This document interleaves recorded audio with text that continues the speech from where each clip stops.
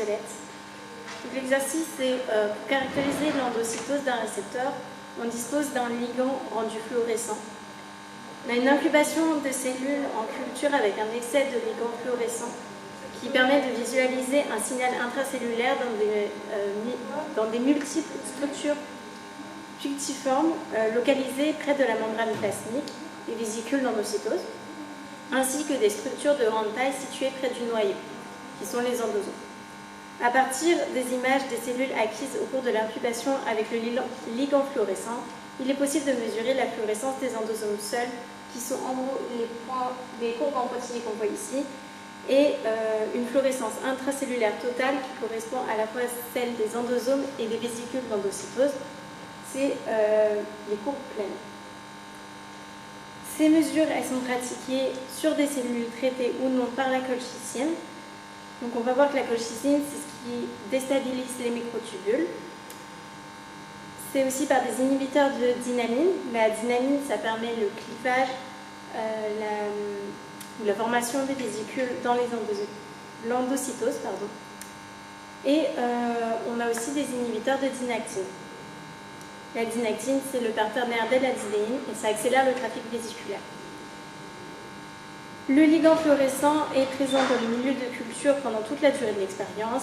Les résultats des 3 expériences en conditions traitées, colchicine, inhibiteur de dynamine, inhibiteur de dynactine ou non traités témoins, sont représentés par les 3 courbes que j'ai reproduites ici. Chacun des 3 traitements produit une réponse cellulaire différente à celle mesurée dans la condition témoin. Donc déjà, on a vu que la colchicine, c'est ce qui fait déstabiliser les microtubules. Donc on peut voir que si on a la colchicine, on va avoir un trafic qui va être plutôt ralenti.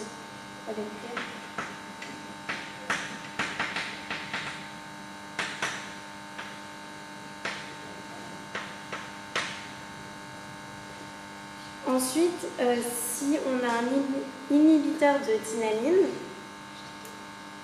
on va pas avoir de formation de vésicules et donc on ne va pas avoir de trafic. Donc, on n'a pas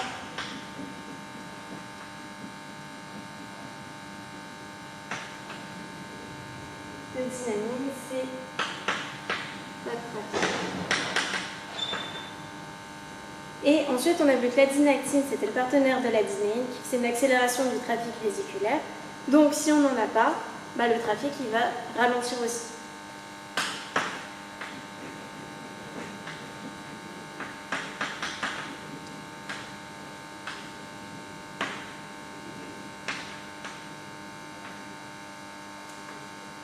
Donc maintenant, on va voir tout ça, à quelle courbe ça correspond. Donc la colchicine, on voit que c'est ralenti, du coup c'est la courbe C, on voit ici que c'est plutôt ralenti, donc c'est la C. Pas de dynamine, donc ça veut dire pas de trafic, donc c'est plutôt cette courbe-là, parce qu'on voit que le trait il est plutôt droit, donc c'est la B. Et pas de dynactine, on voit que c'est ralenti, donc c'est aussi la courbe C qu'on voit ici. Donc on va passer aux différents items. Les courbes témoins sont de type C. C'est faux parce qu'on voit que la courbe où vraiment tout est parfait, tout est bien, c'est cette courbe-là. Donc c'est la courbe numéro A. Donc c'est faux.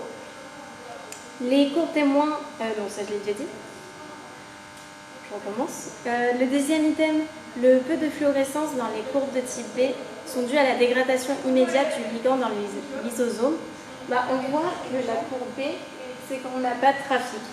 Du coup, s'il n'y a pas de trafic, ça ne peut pas aller jusqu'au lysosome. Donc cet item aussi est faux parce que c'est pas possible. Les courbes de type B sont compatibles avec une inhibition de la dynactine. On voit que dynactine, c'est la courbe C, donc c'est faux. Il faut vraiment faire très attention à la différence entre le mot dynamine et dynactine, qui se ressemblent énormément et où les profs font vraiment beaucoup de pièges dessus. Donc il faut vraiment faire attention à la différence entre ça et ça. Les courbes de type C sont compatibles avec une inhibition de la dynamine. Oui, c'est ça. On voit que c'est dynamine, c'est la courbe B, donc c'est faux, c'est toujours le même piège que celui qu'on vient de parler.